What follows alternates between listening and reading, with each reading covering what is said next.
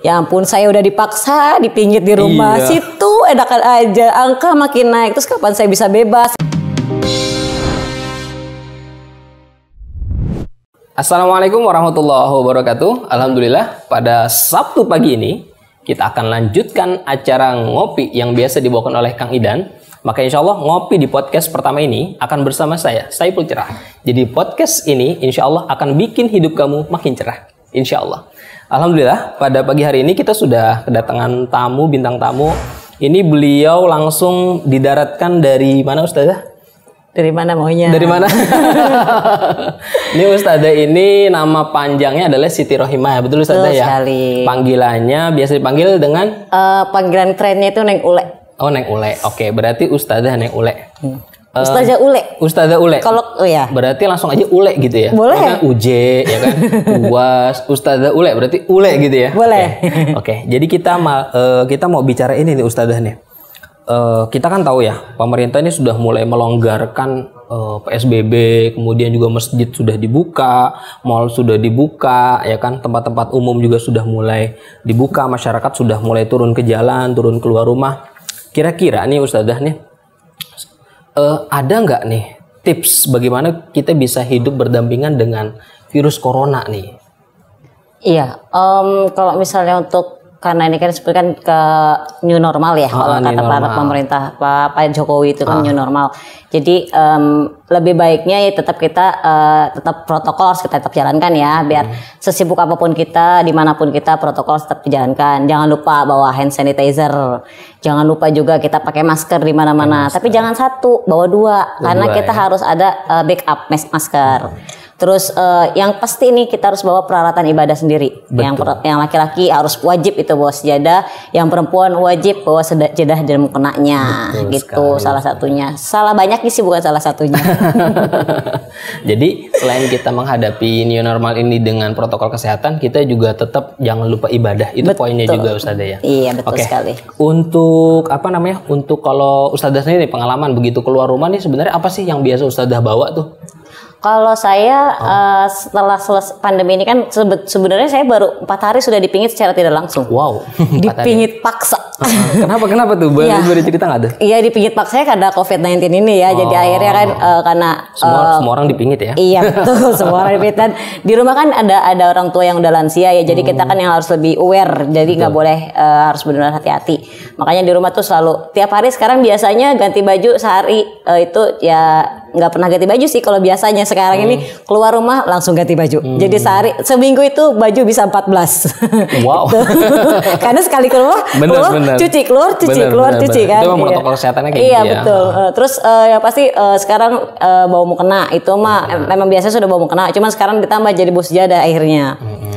Terus saya sekarang akhirnya dulu bawa air minum sendiri. Biasanya kan saya dulu rajinnya beli aqua di luar. Sekarang saya sudah membiasakan diri harus bawa minuman sendiri karena itu untuk lebih kita kan udah higienis sendiri ya. Kita yang ngatur sendiri itu alatnya, punya cuci sendiri. Jadi semuanya kita bawa sendiri. Bawa lebih masker. Hemat juga ya. Iya, lebih hemat juga air dari rumah. Bawa masker, bawa hand sanitizer, bawa sarung tangan. Malah saya saking APD-nya itu dari atas sampai bawah tuh ditutup karena kan saya kan jalannya kan pakai busway ya. Jadi ketemu banyak kerumunan. Jadi itu proteknya benar-benar sampai sarung tangan pun saya siapkan. Punya pengalaman nggak Ustazah? Ketemu orang-orang yang mereka nggak pakai masker, biasa kumpul bareng, nggak menghiraukan himbauan pemerintah, gimana tuh?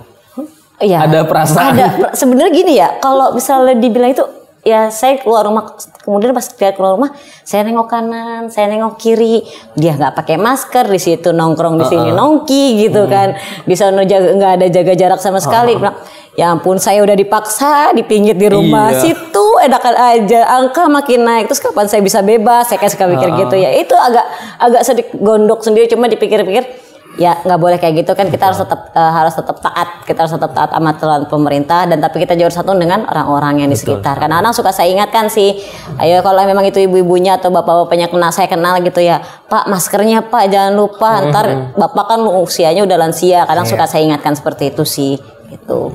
Iya, soalnya kalau kita nemu orang-orang kayak gitu kan, kita mau omelin, emang kadang juga ntar malah jadi berantem, Iya, ya kan? betul. Ya udah deh, kadang kita telan sendiri aja. Iya. Yang penting kita tetap jaga jaga kesehatan menurut protokol kesehatan. Iya betul. Ini kalau misalkan di masa pandemi ini nih Ustazah, kira-kira apa aja sih yang harus kita hindari nih supaya kita nggak kena COVID, juga sekaligus kita juga nggak stres nih. Nah, yang harus dihindari, yang pertama kerumunan. Yang kedua, hati, jiwa, dan kolbu kita. Hati, jiwa, kolbu, maksudnya gimana tuh? Maksudnya gini, kan yang namanya kita udah sering dikurung di rumah, udah semuanya serba terbatas gitu kan, semuanya sekarang dibatasi. Otomatis kan orang stres, yang tadinya dia mobile kemana-mana, kan dia harus terbatas. Hatinya, kolbunya, semuanya dalam hati itu harus dijaga, dalam artian kita harus lebih dekat sama Tuhan. Kita harus lebih dekat sama Allah Subhanahu Wa Taala.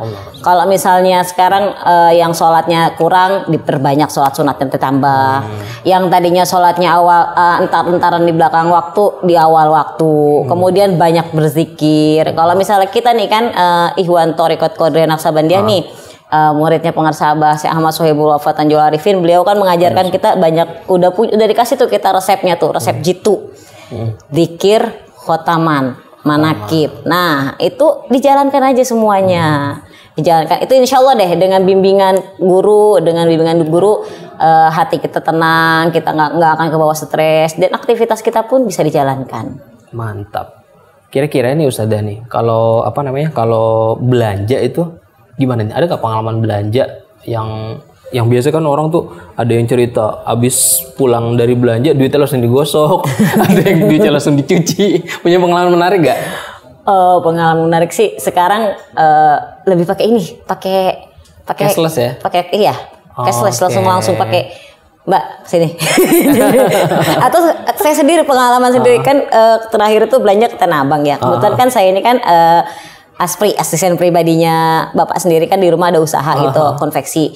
Otomatis yang belanja ke Tanah Abangnya kan saya gitu kan. Nah, itu ATM karena si petugas tukang jual yang jualan itunya dia nggak pakai masker, dia nggak ada protokol, nggak ada. Itu ATM saya sampai benar-benar lihat kasih.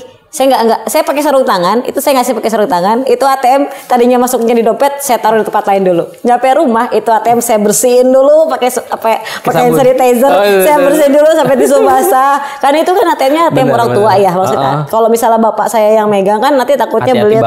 Jadi benar-benar itu ATM udah bersih. Tadi dulu Pak, baru deh saya kasih. Jadi saking proteknya, jadi itu sampai udah pakai hand sanitizer, iya, pakai tisu basah juga, iya, pakai tisu kering. ATM loh itu. Sampai ada alatnya kan tuh buat megang megang gagang pintu, buat nyolok lift ya kan. Iya. Sampai ada yang jualan kayak gitu juga. Betul. Itu. Makanya banyak banget produk-produk new normal kan yang dijual. Bener. Nih Ustazah, waktu di rumah tuh biasanya apa nih? Kegiatan yang yang positif kali ya, yang bisa teman-teman ambil nih. Yang biasa dilakuin biasa ngapain tuh? Sadah kalau di rumah. Kalau di rumah selama pandemi ini kan kemarin tuh kan. Kemarin karena lebih banyak di rumah ya, lebih banyak bisa jaga orang tua sih kalau saya pribadi ya. Jadi lebih 24 jam tiap dipanggil langsung turun. Terus lebih siap-siaga bener. Siap siaga. Kemudian jadi ikut ngedidik ponakan-ponakan yang ujian ya kan. Mereka belajar dari rumah soalnya ya. Iya, kan di rumah kan saya dipanggilnya Bibi ya, gitu kan. Apa ini dong, tolong dong bahasa Inggris. Kadang dia WhatsApp, Bi bahasa Arab dong. Jadi saya yang kerjain. Untuk Ustazahnya multi talent ya, pelajaran apa aja bisa. Iya, terus karena saya juga kan aktif di Ibu Bella, jadi lebih setiap kegiatan langsung ada kegiatan apa saya langsung bikin flyernya, infografisnya, kemudian ya itu aja aktivitas saya mah ya. Nggak jauh dari Ibu Bella, nggak jauh dari rumah, ngurus orang tua dan bantu ya ponakan-ponakan yang nggak belajar. Tetap produktif walaupun selama masa pandemi. Produktif walaupun selama pandemi. Kira-kira ini ada nggak ibadah sosial yang bisa kita lakuin Ustazah? Banyak banget. Ini kan kalau misal pandemi ini kan otomatis membutuhkan banyak biaya ya, dari segi manapun gitu kan. Kayak saya teringat kayak Pak Anies sendiri kan pernah mengatakan, sampai beliau pun bikin video kan, ayo yang mau bantu gitu kan, yang mau bantu sini. Nah itu salah satu ibadah sosialnya menyumbangkan, salah satunya itu kita bisa menyumbangkan sedikit harta kita, menyumbangkan dari segi apa aja, mau dia bentuk makanan langsung, mau dia bentuk oh ini saya punya uang lebih atau anggaran lebih bisa disumbangkan kemana gitu buat nanti orang-orang yang membutuhkan.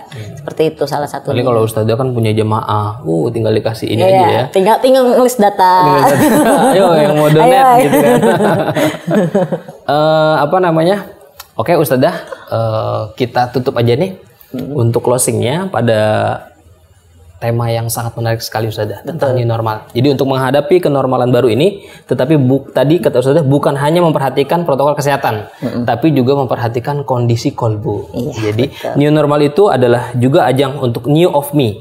Karena adanya kebiasaan baru, karena ada tantangan baru. New of me adalah jadi pribadi yang baru, meninggalkan sikap dan kebiasaan negatif, menjadi pribadi yang lebih baik, lebih produktif, lebih positif, lebih terhubung dengan Allah, lebih adaptif, dan juga lebih kolaboratif. Benar. Terima kasih Ustazah Ule. Sama-sama. Semoga semakin produktif, semakin mencerahkan sebagaimana podcast Ngopi Bersama Saiful Cerah. Stay tune. Ini kopinya nggak diminum ini? Oh iya. Minum. Silakan. Ya, ayo itu silakan. Oh iya. Aduh. Lupa deh. Kita dikasih kopi dianggurin aja kopinya. Bismillahirrahmanirrahim. Kopinya mantap sekali, semantap acara kopi.